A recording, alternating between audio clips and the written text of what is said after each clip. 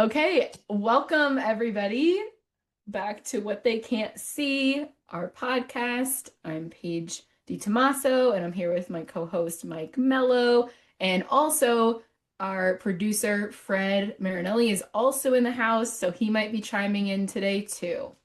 We're going to tackle the topic of anxiety today and how that impacts us in our chronic conditions and just in general. So, Mikey, do you want to kick us off? I'd love to. Great. This podcast is for informational purposes only and is not medical advice, as we are not licensed medical professionals. Please consult your healthcare provider for personalized medical guidance. I think this is a great topic because in most of our other topics or most of our other podcasts, we've always talked about our chronic conditions and different things that come up with us. And I feel like now you and I get to kind of showcase our, actual profession, being social workers and therapists, and how we can bring that unique perspective to this podcast. Um, Anxiety lives with all of us, and I think it's something that everybody needs to learn how to manage. Some people manage it in a really positive way. Some people really struggle to manage it. So, I think my hope with today's podcast is people can get something from it. Maybe some tips or tricks or just getting the lived experiences from both of us of what it has looked like in our lives, and what's benefited us.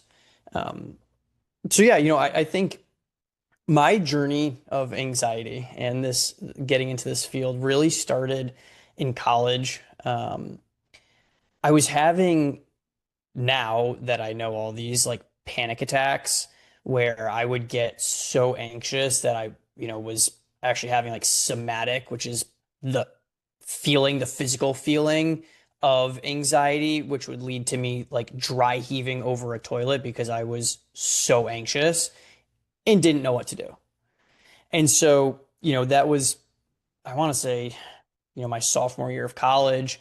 And it got so bad to the point where like I couldn't really leave my house and I was so anxious to do like anything. And so, at the time I thought that something was happening, physically. And I'm like, oh, there's something wrong with me. And the doctors were like, nope, sounds like anxiety. And I'm like, all right. So, they threw some medication at me and then said, like, go find therapy. And I was fortunate enough that, I got put into therapy at that time.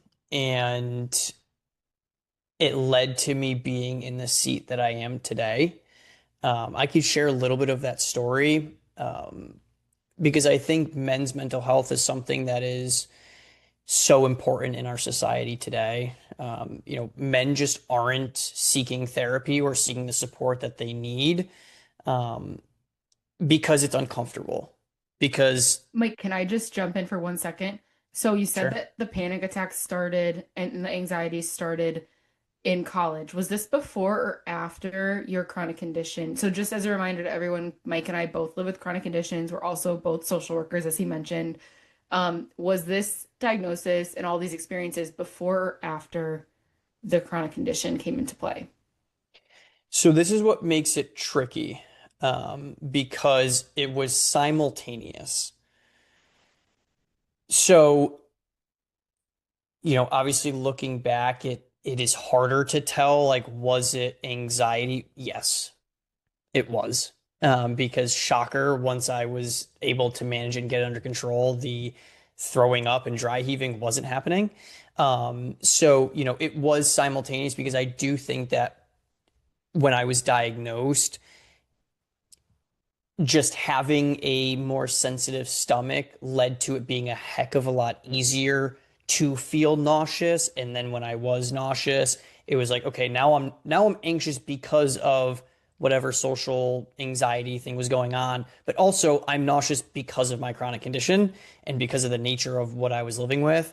So it was kind of a both and situation. Um, yeah, Which I is hope that like, clarifies that. oh yeah, because it's so important because when we talk about any kind of chronic condition or mental health disorder in general, we are looking at something that can be comorbid. So comorbidities are two things that exist at one time. So, right, like if you want to expand on that, like this is a great example of that, Mike. So like sometimes when you have a chronic condition, you also might be experiencing anxiety, depression, maybe another health condition at the same time. Sometimes things come together or cause uh cause each other to ignite. Like Mhm. I maybe you have a way better way of saying that. Mike, go ahead. Yeah, I mean, co-occurring, comorbid, I kind of use like interchangeably.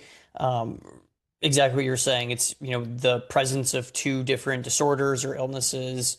Oftentimes when we say co-occurring, it could be like anxiety and depression. It can be Hmm. anxiety and chronic illness. There's so many, but those are some examples of them. And so, for me, I do think that there was a direct correlation between the anxiety that was present as well as the chronic illness that was present. And so they were kind of interchangeable, and one heightened the other. So if I was feeling really anxious, my GI symptoms would also be really heightened. If my GI symptoms were really heightened for whatever reason, I was more anxious because things were happening in my body that I was not able to control. And I think it's Yes. important to jump in with our listeners right now and think about, whatever you're going through. You could even not have a chronic condition, but we just know that for me, for example, I can directly relate in terms of stress, which is also can, can set off some of the same things that anxiety does, is one of the biggest um, triggers for my epilepsy. So if my anxiety is heightened, I also have been through an anxiety journey as well. Like if my anxiety is heightened or I'm really stressed and those hormones are running hot, like then I'm actually more apt to have symptoms of my chronic condition. So if you're a listener, maybe reflect on some of the times that you might have flare-ups or you might have, episodes, whatever you call your specific symptoms. And you can kind of reflect on, is this related to something anxiety, am I experiencing any heightened symptoms of stress or anxiety? And I think Mike and I can do also a better job of explaining some of the symptoms of anxiety and what that might look like. Again, we're not doctors, we are mental health professionals, so we can give you information, but we're also not diagnosing you or saying that you should diagnose yourself. That is for a job where you go into someone's office and they'll help you figure it out. But I think for the purpose of us understanding, is stress related to our condition, this could be really helpful information. So, Mike, if you want to elaborate on what some high stressors are or what some of your anxiety symptoms were, what that looks like or could look like for someone. Yeah, yeah. So, it looks different for everybody. And Hmm. that's, I think what's a really important thing to hammer home here is, for me, it was somatic. And I know I've used that term, again, which is the physical sensations that come from the anxiety or stress that you're having. Some people it could be chest tightness, some people it could be an increased heart rate, some people, especially when people are having panic attacks can, have increased respiratory rates where they feel like they can't catch their breath, which then in turn increases their heart rate. And so it looks different for everybody. Some people shut down. Like I have a lot of clients that deal with anxiety that their default is to just shut down. They just, don't move, they don't act, they avoid. So it looks different for everybody. For me, it just so happened that, I would get a little bit of that chest tightness, but really it was just like those butterflies in the stomach where I was so nervous, so anxious, which would then lead to me, dry heaving and throwing up over a toilet. So, Sure. Yeah, I know like some things for me have been I feel really overwhelmed. Like I'll get this feeling like in my chest and or my thoughts will start racing. I'll be extra worried about things. Like I'll just like worry, worry, worry, worry, worry, and I'm like, whoa, whoa, slow down, brain. Like so that those are some things that kind of cause a little extra in me. Fred, I know you've talked about your anxiety journey throughout some of our sessions here. Do you have anything you'd want to add? I would say that mine definitely when it manifested or came about, it was very physical. And I knew that it was anxiety, but I didn't really recognize that, dealing with the mental side of things would help out with the physical. And then, this is kind of jumping ahead, but then it transitioned to, okay, now that, I feel the physical side of it, it's an indicator for me that there's underlying anxiety here that needs to be addressed. Sure. So it went from kind of like the bad feeling of, what is this? What am I feeling right now? This weight on my chest, this accelerated heart rate, to, okay, now I feel this accelerated heart rate. I'm anxious. Okay, so for our listeners, you've heard a couple accounts here of, some different experiences. If there's anything that makes you, and I don't know, maybe I shouldn't say this, but like, if you're experiencing any of these things, or if you feel like there are other things that you're experiencing alongside of your chronic condition, that might make you feel nervous or anxious or on edge, keyed up, then it could be a good idea to talk to someone and go seek that help. So back to you, Mike. You were getting into men's mental health. I think this is such a great topic because with chronic conditions and mental health in general, men need more attention. Ladies, if you're around, don't worry. We're not going to stay here all episode, but I think it's really important because you also might have men in your life that you want to support and might be able to see some reflection here in Mike's story. So, Mike, take it away with men's health. Yeah, I appreciate that, Paige. I think to bring my story back into it real quick, one of the biggest reasons that I got into this was because when I first started in this journey and, was placed into therapy at the time, I didn't call it anxiety for the longest time. Like it's funny. I remember at the time, my therapist had said to me, like, why won't you just accept it? Like, why won't you just let it be that like you have anxiety, like you are anxious? And reflecting back on it, maybe it was because it was a pride thing. Like, no, I'm too prideful to deal with anxiety. I'm a man. Men don't have anxiety. This isn't a manly thing to have to do, to like sit in this chair and talk to a therapist.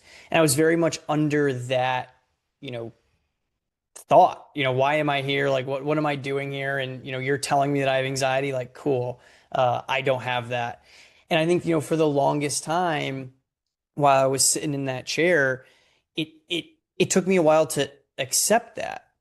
And speaking to Fred's point here, when I did get to that point where I finally accepted it and like, oh, like, all right, maybe I am anxious, there was this kind of like mental switch that happened where I felt almost better. Like, I can actually label this as something instead of something is wrong with me. I don't know what it is. Someone's telling me what's wrong with me, but I don't believe that.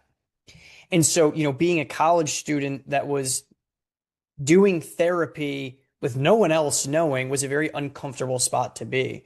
And so after, being in that chair for many years and also dealing with my chronic condition, I realized, like, this is exactly where I need to be. Like, I want to help men in this space, get to help them through whatever anxious, stressful times that they're going through. In being a man that's been through it, who can navigate that with you, is why I want to be here. Because there's a lot of things that, Paige, obviously you're a therapist and you're a female, but there are a lot of things that as a female, you might just not fully comprehend that a male might be going through. One of which is that masculinity, call it toxic masculinity, call it what you want, right? But this like masculine thought that therapy isn't for me. But I'm living proof that like therapy was for me, and therapy has helped me tremendously to allow me to get to the point that I am now. And there are so many men out there that are struggling and can't put a label on it because they don't know what it is. And I think, using this platform as well as, any other platforms to really kind of spread that word is my goal. Because, I think we're entering into a time now where hopefully, it is a little bit more acceptable for men to seek out help. And there's not a ton of us out there. There's not a ton of, male therapists out there. And so, to kind of wrap it all together, being someone that is a man that didn't accept it, now being on the other side of it, fully accepting it and helping people through it.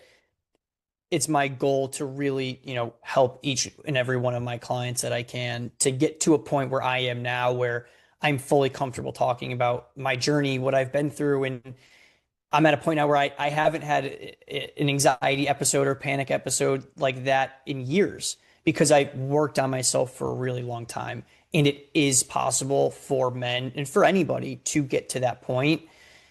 But the hardest part is starting.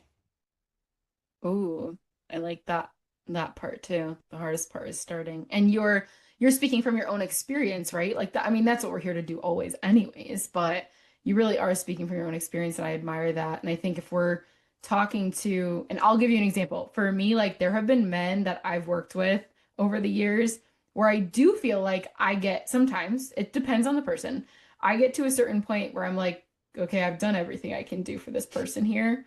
And let's say they're struggling or moving through things that like I can't, like masculinity is a thing. I know people are like some people will say, oh, we shouldn't have this you know, I'm trying to think of how to say it properly. I'll use my husband as an example. He is your typical, I want to provide for the family. I want to, protect the family. It's my job to do that, and I want to own that. I admire that so much about him, and I love him for that.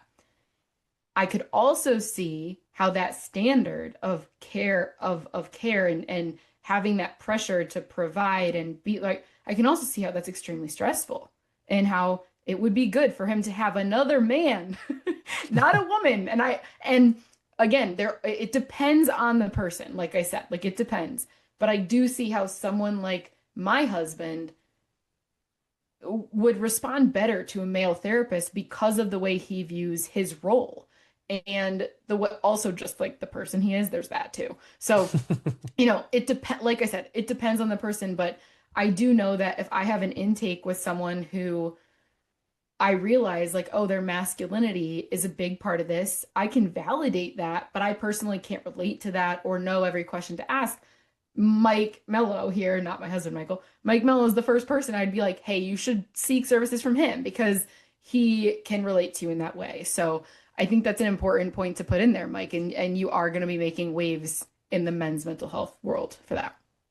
I appreciate that, Paige. And I think, to speak to that point a little bit too, which I think is so important, is in the work that I do, especially with men, and we'll use Mike as the example, who is that, provider, protector, like Yeah. the man of the man, right?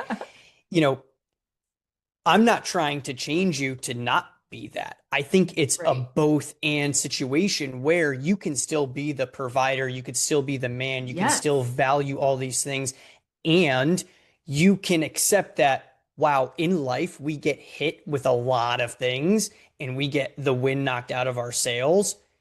Hey, I can be here to help you through that and support you and be a sounding board. Like, hey man, like, is this something that how should I approach this differently? What should I be talking about? And a lot of, things that come up are with relationships. A lot of men struggle with the more, intimate conversations with their wives. And sometimes it just takes another man to have that kind, welcoming, soft spoken tone of like, hey, dude, you're doing this wrong. Or, hey, let's Uh, try a different approach here because you're coming directly at it, very solution focused, because I'm going to fix the situation. How about let's ask your wife, what do you need?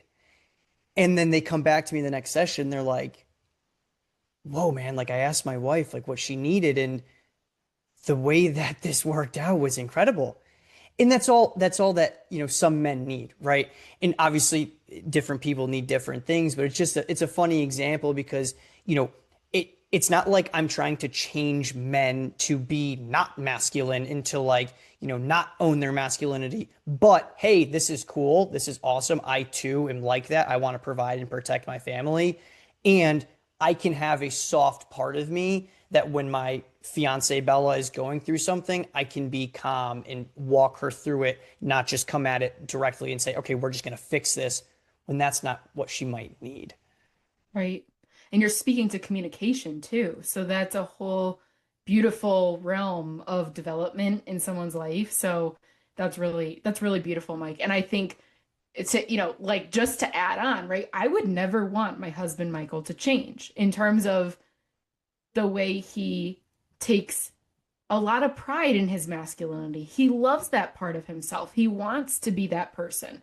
I admire that. I just don't want him to feel the pressure of what it could potentially turn into, right? So speaking to my husband, Michael, I wouldn't want him to necessarily change his masculinity. I want him to be confident in his masculinity. And so there is a lot of that chatter about toxic masculinity now. I would be interested to hear your point of view on that, Mike, because I do feel like it's okay for men to be masculine. I think that's actually beautiful. I appreciate that from him so much.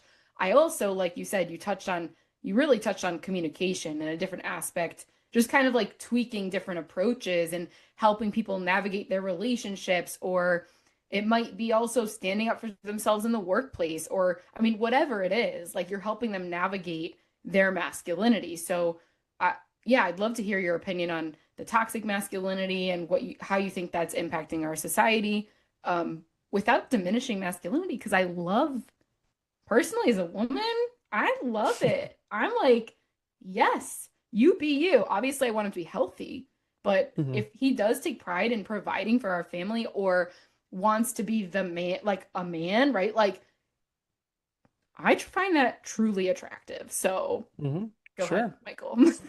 Yeah. Yeah, I think in what you were speaking to with the confidence piece, I think the most confident people in the world are the ones that are able to navigate and find the balance. I think when you're talking about toxic masculinity, you're talking about these people that are the I am so macho, I am, above all this stuff, the people of the world that, think down upon others for seeking therapy or for seeking out help. That to me is toxic masculinity. Like you're telling someone how to act when, in my opinion, the true confidence, the true masculine man is someone that's able to be the provider, be the protector, be, maybe some of those more stereotypical masculine things, but also be able to have that soft tonality, have that soft part of their lives where they can communicate with their wives, where they can communicate with their children and aren't just, absent fathers who are telling their, sons to rub dirt on it every single time, and not having that, hey son, like I'm proud of you. Hey son, like I am so happy for you. Right? That to me is the balance, not this, macho man mentality where there isn't, the soft part of them. Because when men lose that soft part of them, they lose a lot more in their lives. They lose their relationships with people, they lose their ability to connect with their children. And I see that a lot in the work that I do because we have a lot of fathers out there who, in my opinion, are so focused on their job, are so hyper fixated on being providers for their family that their son just views them as the guy that goes to work and comes home and puts food on the table or, has money in their pockets. So, I think that's to speak a little bit to all that. Wow, I love that. I could keep asking so many questions. One that I do have a follow-up because when you speak to the man who just puts food on the table, right? I think it's a good reminder for the men out there or the women who might be feeling disconnected from their partner or their father, right? That we're all always doing, for the most part, we're all always doing the best we can. So sometimes your partner, your father, whoever might be in a spot mentally where putting food on the table is the only thing that's keeping them going. And that's the only thing that they can, feel masculine about and right, like, or feel like a man about. And so I think it's important to just note that so that if they are like, if they don't have that soft part of them right now, it might be a deeper thing where they might need to see someone like Mike Mello here who can help them understand that what they're doing is enough. So let's also give those dads and husbands and partners the benefit of the doubt to say, I see you. I see how hard you're working. This must be really challenging because the world's challenging to live in right now. I know you're doing the best you can. And that validation sometimes from, I know from a partner, from a, daughter or whatever, just like no, think about like what it feels like to be noticed for what you're doing. It can be so helpful to extend that gratitude or that note it, right, that moment of I see you, to help them know that what they're doing really is important. I know we see a lot of high suicide rates in men. Um, and I wonder all the factors that go into that, but also at the same time, what if they knew how much they were cared about? And it's not to say that we're not doing that, but I think it's important to check in with ourselves and say, hey, am I recognizing how hard that person's working? Am I letting them know how much they mean to me, right? And or how great they're doing just to be able to put food on the table. Yeah. And that's why I never fault the men for doing that. Because truth be told, that's all that they know. That's all that they know. That's all that they've been told to do. That's been ingrained in them. So they actually think that what they're doing is beneficial for the family. They think that they're doing right. And I'm not saying that they're doing anything wrong, right? But when we look at the lives of men and really enhancing and making them better to the best that they can possibly be, a lot of men have a part of them that is lacking. And whether that's, social isolation because they're spending so much time in the office, working, putting food on the table, that they're not spending any time with their wife or with their children, right? They might come home and think that they're doing everything that they can, and there's a part of them that feels like is lost, or that there's a part of them that is missing. And what I really try and do is we're just trying to enhance your life. We're trying to make your life the best that it could possibly be. And if that's continuing what you're doing by working the job that you're doing and providing for your family, amazing. And hey, when you come home, what's maybe a, half an hour long activity that you could do with your wife or do with your kids that allows you to connect with them, reconnect with them, make you feel present? Because a lot of men come home from work and they feel like a ghost. Their soul is sucked out of them because of that workplace or for whatever that they're doing. And they come home and they're just a shell of a human. And so, what is something that we can do to change that? And you'd be surprised by that half an hour long activity, hour long, just sitting and watching a movie or just asking your kids how their day is, just being present starts to really fill that kind of missing piece in them where they can then feel a balance of, okay, I'm doing this for something. My kids know that I love them. My wife knows that I love her. And hey, by the way, what if we just told them that? Like, what if we got the confidence in ourselves to say, hey, listen, I'm doing this for you guys. I want you guys to know that I love you and I do this every single day so I can put food on the table, so I can provide for you guys, so I can protect for you guys. Because a lot of, I'm sure, women out there that just feel like they can't get through to their husband or their man, where it's, he's not there for me. He's not present. He's not communicating with me. And sometimes all it takes is a simple, hey, like, I'm doing this for us. Like, I'm doing this for our life. I love you. I care about you. And it's tough for a lot of men to get to that point where they say that to their wife or children, whatever it is. Oh, and okay, so what I love about this is it opens up, and we also want to like remind our listeners this could go either way, right? It could be the female, it could be the male or partner, right? Like any kind of partner who might be going through something like this.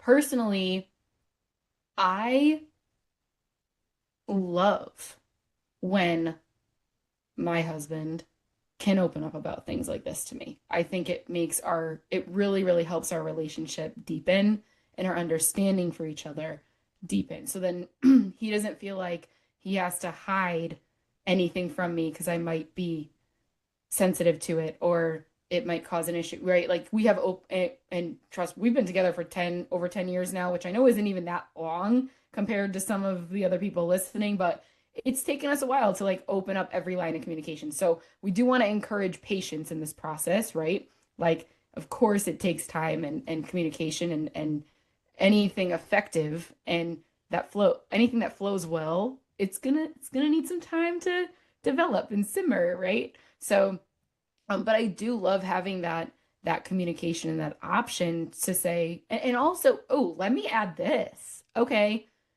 men have a lot to say. Okay, maybe it's only the clients I've seen and my personal experience and my dad, like all of the men in my life, whether they're clients or not. But there are men that have a lot to say. And I think that when we give them the opportunity to speak and the opportunity to say, hey, what's on your mind today? If they hold back, I would say, and this is just like me as a person. So like, again, I don't want to take clinical out of this for a second. I would say as a woman in their life, don't be afraid to like poke a little bit more and just be like, so how did like maybe pick something specific that they enjoy, or maybe they're going through something at work and you know it, but they haven't quite opened up to you or whatever it is. And just ask a curious question. Be a little bit more curious. Don't be not don't be but like I remind myself this is like, it's not all about you, Paige. Let's see how Michael's doing today. Like, because girls can be chatty Cathys, and that's not a bad thing at all. But I love when I can sit down and say, talk to me. Like, I want to hear everything you have to say.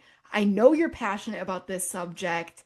I know that there's recent news about this development that you're doing that is important to you. I want to hear about it. And then boom, here it comes. And I'm like immersed in a beautiful conversation and he gets to express himself. So I think we also have to take part in giving permission to the man to know that he has a space to talk about this. Mike, you can jump in and correct anything I just said, but No, that was out of emotion. No, sure. I love that, Paige, because I think as a man, oftentimes,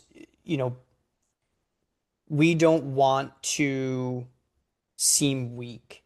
And so we don't want to be the ones to start the conversation with our wife or with our partner saying, hey, I'm really stressed, or hey, there's this really cool thing that's going on, or we feel weak by starting the conversation about really tough things. So what you're saying, which I love, is by you opening up the door, all of a sudden Chatty Cathy comes up to play. I know. And so I think there's a lot that our listeners can get from this as a man and as a woman, where, hey, maybe if you feel like as a woman your man is not communicative, open up the door. Be curious. Maybe ask him, and maybe you'll be surprised by what he does have to say. And I'm not expecting, people to ask a question and all of a sudden they have a 2-hour long conversation about his deepest, darkest, anxious and stressed and depressive things that are going on in his head. But when you allow someone to have that freedom to speak freely, they become more comfortable doing it. And when you become more comfortable doing it, that's when the communication can really take it to a next level, where I'm at the point that I can tell Bella if I'm really stressed or really anxious about something, or I have something coming up, and she can just check in on me about something. So I love that. Absolutely. And I think also with chronic conditions, to tie that in, we've been talking about anxiety or mental health, the mental health part of things. I can see how women and men are a little different, but also let's just speak to the individual, as in every individual is different. I've met people who have a chronic condition. I'm not even going to specify. It's like any chronic condition, right? We are all going through a struggle here. And no matter if you're a man, woman, or you're, 17 years old or 55 years old, whatever, like any kind of range of diversity as an individual, we've all grown up, and there's systemics behind this, meaning like generational stuff of how you were raised and and again, it's not to say that any of it's bad, good, right, wrong, like there's no labeling any of it. There's definitely some things that we can label, I guess, but like, just understanding that like we all have different capacities, or I should also expand on that as like the ability to open up or tolerate different stressors. So, um, as we look into chronic conditions in this aspect of stress or anxiety or feeling like I have to be the for the woman, it might be that you feel like you need to be the nurturer all the time, taking care of every single person. For the man, oh, I have to be the provider and the protector and all those things. But I'm also dealing with a chronic condition and it's beating me up. Like it's hindering my ability to do that job that I have so much desire to do. I want to be able to do it, but right now I'm having a hard time doing both. And so I think there is that it can be doubts, hesitancy, it can be shame, guilt. It can look like anything, really. And so that's why I also think sitting with a therapist and really helping explore those topics can help you find the balance that you're kind of talking about, Mike, too, where it's like, well, okay, for example, if I'm dealing with epilepsy. I also want to work. Like, that's something I love doing. I love podcasting. I love holding groups. I love facilitating things. I love teaching. I love these things. I want to be doing them. Can I do them on a consistent basis? Do I feel like a reliable employee? Am I also nurturing my husband and my dog and my household the way that I want to? It's a lot to balance. So, with the chronic condition, how are we viewing these things? And I want to stop rambling now because I realize I hit like 10 points. But Mike, do you want to just kind of come in and be like, hey, what did you notice from all that? Yeah. The reason I love what you were just saying there is because I think it perfectly shows the dichotomy between what anxiety is, right? I was dealing with a lot of social anxiety, going out to new places, meeting new people, going to parties in college, right? Like that was something that I was dealing with a lot, right? Your anxiety, I mean, Paige, you're the bubbliest person that I ever know. So, like, your social anxiety might be like, huh? That doesn't even know who I am, right? But your anxiety could lie in the, working, in the being a nurturer, being a Yes. mother, Yes. whatever it might be, right? And that's something for me that work comes naturally.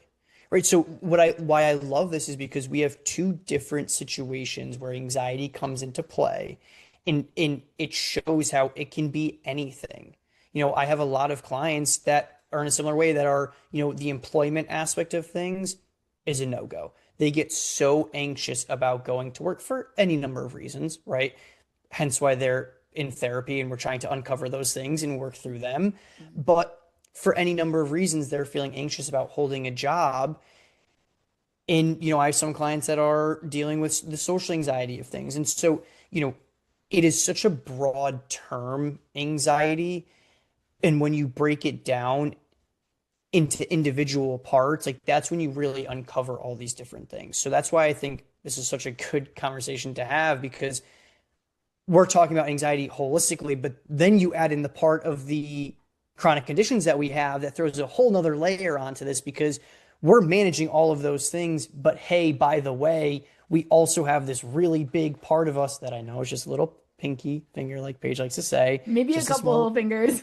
maybe a couple fingers, right? But we're dealing with all these different anxieties, but then you factor in the chronic conditions that we have, and that throws in a whole nother layer to this. 100%. I don't know if you want to speak to that a little bit as well. Maybe your experiences with the chronic condition and anxiety or whatever you want to kind of touch on. No, I think I love what you picked up from what I said because it's so true. Like I have found that my anxiety lingers with my insecurity. So for me, I'll speak to like the job part, right? From a very young age, it was always make sure Paige doesn't have any extra stressors on her. Make sure we keep things right.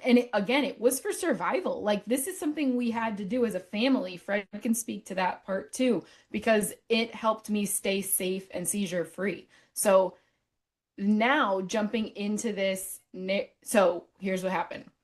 I get this little belief, almost like a little seed planted, and we've kind of talked about this before, of this constant question of, are you capable of doing this? It's a doubt. It's an insecurity here, a limiting belief.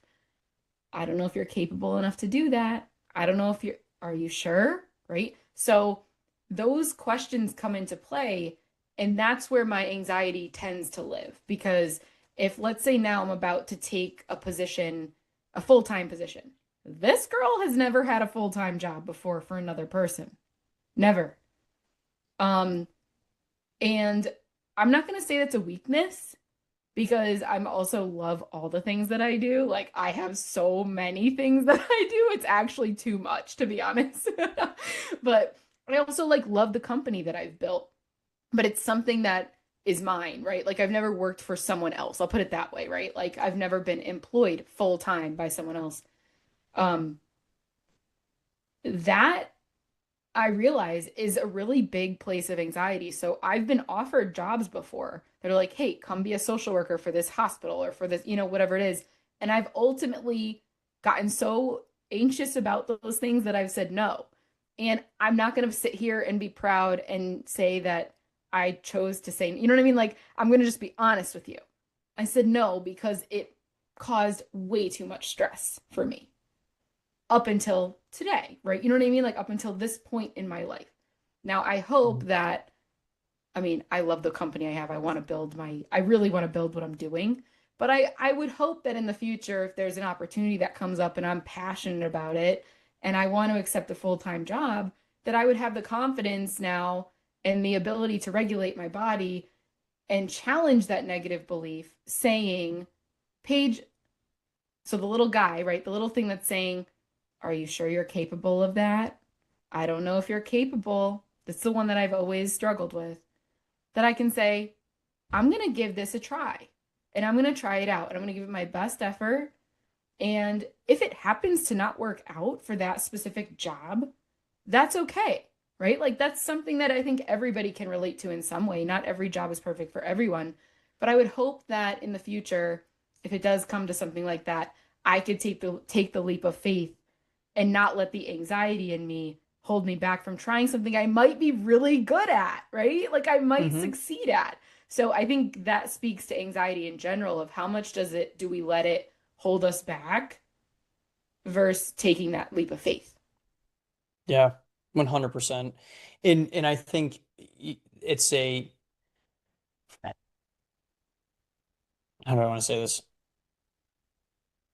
What you just articulated, one, I think so many people can relate to on so many levels.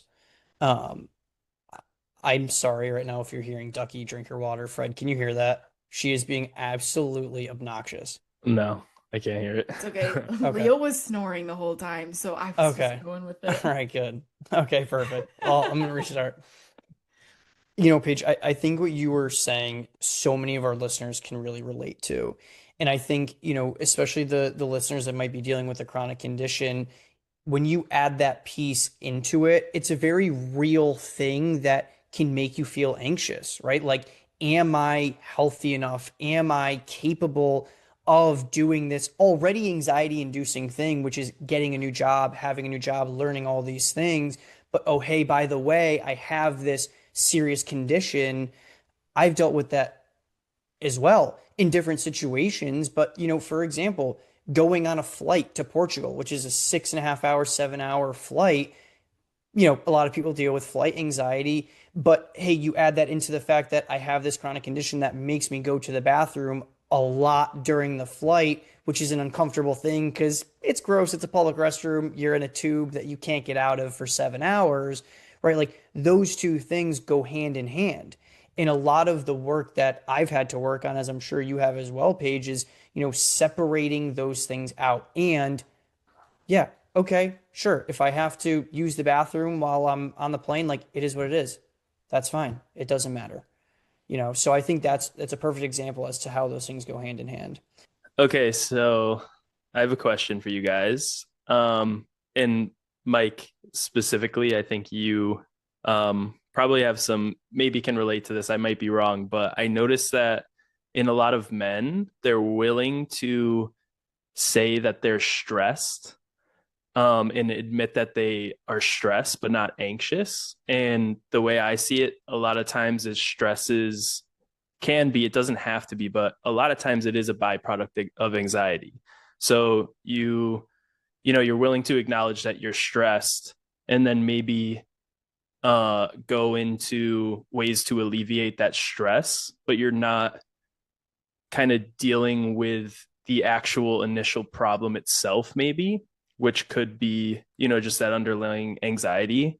So, my question, and I touched on this in a past episode, but for like that man or that person who can, acknowledge that that they do experience stress and maybe it's anxiety, how do you talk to that person, or how does that person kind of acknowledge that, okay, maybe something's causing this stress that I'm not even aware of?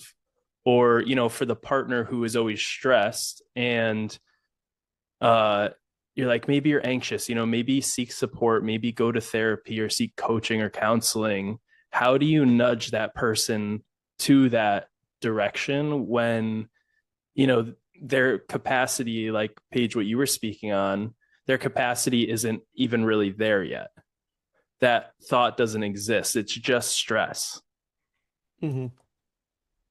So what I'm hearing is kind of like a two-part question, Fred. I just want to make sure that I'm kind of getting it. So like one is, how do you acknowledge the men that come to therapy and say I'm stressed but not anxious? And then also, how do you get them to like seek out the support? How do you say to someone like, hey, you should really go talk to someone. Hey, I really think that this is bigger than just stress.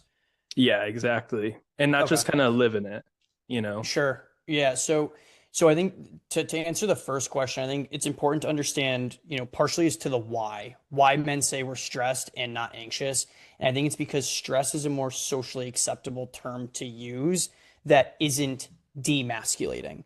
So, I mean, every man in the workplace is like, ah, man, I'm stressed. Yeah, I got a lot on my workload, but then if you have a man say, yeah, I'm feeling really anxious, you're gonna be like, dude, really?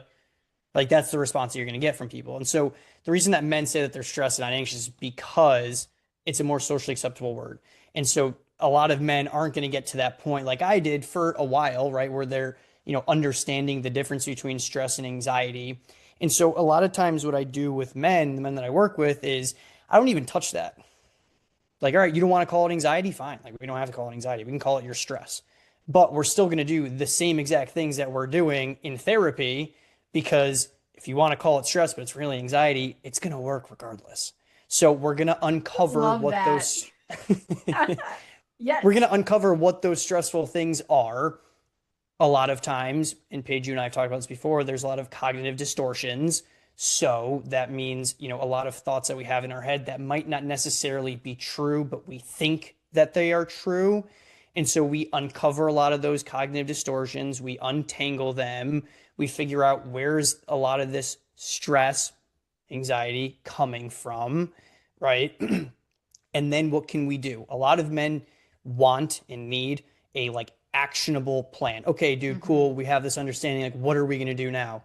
Okay, good. Well, you don't know this, but a big part of alleviating that stress is the understanding as to why we are stressed. Because when we understand why we are stressed, then we can have the action that follows. So if a man is really stressed out, we'll give an example of like the relationship they are in, and they're a workaholic, they're working 80 plus hours a week, and they're coming home, their wife's always yelling at them, they're really not in a good place, and we uncover that, hey, you are not present in your wife's life, and she's really just asking you to be present. She's really just asking you to come home and tell her that you love her, come home and maybe help her out with dinner or help her out with the dishes, and that could help, right? So I think that's kind of to answer the first question, is a lot of times, what, sure, if you don't want to call it anxiety, we don't have to. We can call it stress, but the process is still going to be the same. Um, to the people, to answer the second part of your question, Fred, of like, how do you get these people that are really stuck to therapy? I think that's where, men's mental health providers really come into play. I think there is this Mm. kind of stereotype of like, oh, you're going to go see this, classic male terms like shrink. You're going to see this shrink, right? I hear that all the time. I think men being in mental health starts to kind of change that, where it's like, all right, like I'm a man, you're a man, let's just have a conversation. My approach is maybe different than a lot of other men. I try and take the, therapy, really clinical language out of it and just have another conversation with another man because that's a lot of what talk therapy is. And so, it is really hard to get men to therapy, right? Obviously, you can't force a man to do that. But I think by encouraging him or having other male providers like myself that, is masculine, is a man, being out here describing the times that I've been anxious and been really stressed and how therapy has, helped in my life could hopefully inspire and encourage other men to also seek out that support. I think that's, to kind of answer the second part. And I just to add it in for comments, what you just said, Mike, because everything you said is so on point. I think sometimes men, one, I do want to acknowledge too, like with language, we have to meet our clients where they are. If their language is stress, okay. And there is, and let's just be clear, there is a difference between stress and anxiety, right? When like our body needs stressors and stress to respond to the different things that happen. The anxiety is what comes in where it's repetitive, chronic stress that's agitating our bodies, right? Like impact, and we could go on and on about that. But yeah, if they want to use stress and they are experiencing anxiety, like, okay, let's talk about stress or just stress, right? And then also this one point, I think sometimes men, and you could speak against this if you disagree, think that going to seek help, they don't think that it's actually going to strengthen them. Like they see it as something weakening or I'm weak, right? There's like certain stereotypes, like you said, with the shrink, like all like that kind of stuff. There's stereotypes around therapy that are like, oh, I'm weak, so I need help. There aren't a ton of masculine men who want to admit that or think that they need help. They want to, right? Like acknowledging that you, not even that you need it, that you want it, like that you want to be better, right? It's not always about needing it. I feel like it can also just be about, hey, I want to be better. And that speaks to every point you've said today, Mike, of like, actually, this could strengthen me, not just as a husband or a worker, but as a person. Yeah, and that's why I love using the terms like leveling up, like enhancing your life. Because maybe there are some, I know that there are people out there that are like, yeah, like my life's like pretty good. But like, do you want to take it to the next level? Like, do you want to take it to a point where when you're faced with situations, you know how to respond to them. You've done a lot of intrinsic work that when you're faced with challenges, because life is full of challenges, you're at the point where you can handle them when they come through. You don't get, bogged down by it and then crippled by the anxiety or stress that you have, but instead are like a ninja that can, cut their way through all this stuff and like, get through the other side. Because as we know in therapy, you always are going to get to the other side of it. You might be so anxious in the moment, but then tomorrow's going to hit. You can't physically be anxious when you're sleeping, right? Like there are a lot of things that you get to the other side of it. It's just navigating how to do that.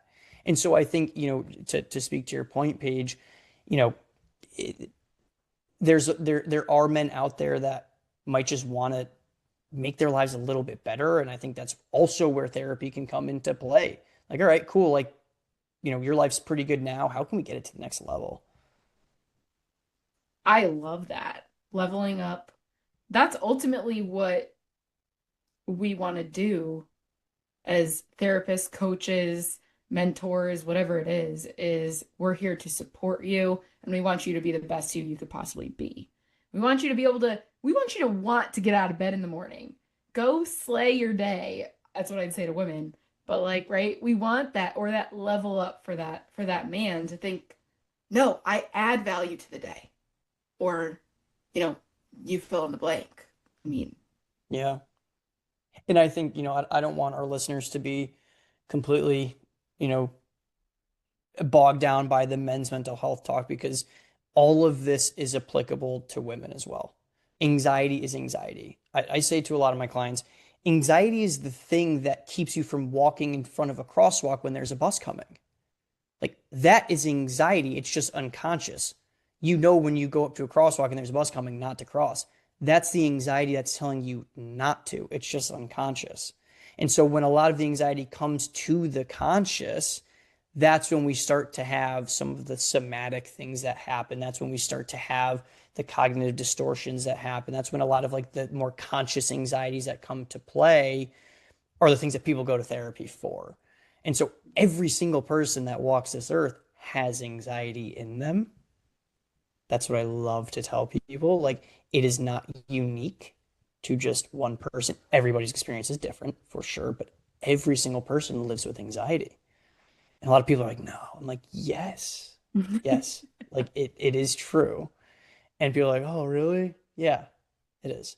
And so, whether you are a man or a woman, a lot of these things are applicable, right? The way that we, maybe our approach could be a little bit different, but it's all the same concept. It's uncovering what those anxieties are and figuring out ways to move through them in the way that's best for you. I love that. And to the listeners with chronic conditions or people who are supporting people with chronic conditions, I love that we've I love that we've covered this, because if you're noticing any symptoms, and we talked about the limiting beliefs briefly and some things that might hold us back from taking a leap of faith or stepping forward into something new, or trying a different technique. So I would go back to thinking about, what is your condition presenting you in terms of how is it present in your life? What limitations do you see in your life because of it? And when there are kind of foreign things that pop in that feel uncomfortable, how is your body and your mind responding to that? And if it feels overwhelming to you, or like you're saying no or whatever, like, no, I don't think I can do that, or right, those limiting beliefs are getting to you, just kind of like how Mike and I shared our own experiences, then it's a good idea to reflect on that and ask for help. And so, Mike, for the men and also for the women listening who might have men in their life, Sure. how can they get in contact with you? Because you're an awesome resource for this. I appreciate it. Mellowmindset.com is my website. My email, my phone number is on there. I have contact forms on there. So, like Paige was saying, if you're a man or, a female that has a man in your life that, you could use some assistance talking through, feel free to, go visit my website, reach out to me, and I'd be more than happy to work with you. And just for everyone's knowledge, Mello as in Mike Mello. So it's Mello, which is like the craftiest name ever. But if you need more Mello in your life, like whether it's Mike Mello or just a actual Mello mindset, that's a great way to remember it. Mello mindset. Oh, I love that page. I didn't even think about that. That's fantastic. Love it. All right. So, yeah, so let's wrap up here. Thank you all for being here today and listening to this awesome content. Fred, you're probably going to have to cut out what I just said. That's fine. So let's wrap up here. I think I'd like to ask you one more question, Mike. Can you describe what it's like to be confident through an anxious moment and how that's helped you be who you are and move into the things that you've moved into? I think what can help people with hope here is if you can give an example or describe in your life what it's like to be confident in an anxious moment, maybe like being confident in your anxiety, knowing, hey, this is happening, but I got this. So like, what is that like for you? Yeah. It's an unwavering confidence that no matter what, I'm going to get through it.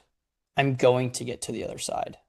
Because there's a lot of times when with people that deal with anxiety that it feels like there isn't going to be a resolution.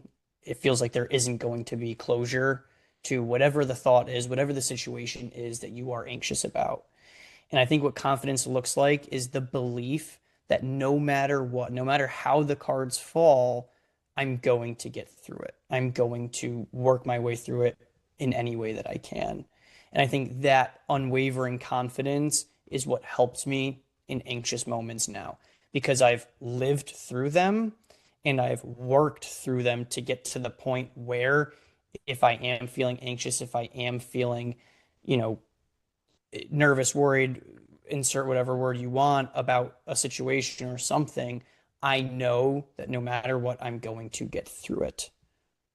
Could be tomorrow, it could be a week from now, it could be a year from now, but I'm going to get through it. Mic drop. Oh, I love that pun. Mic Mello drop. All right. I love this. Okay, everyone, join us again next time. We are so grateful that you're here. Please don't forget to like, subscribe to our YouTube channel. Follow us on Instagram at WhatTheyCantC with just the letter C. And we will see you next time. Send in any questions you have. We're happy to answer, happy to do a live Q&A, whatever you guys are interested in. So let us know.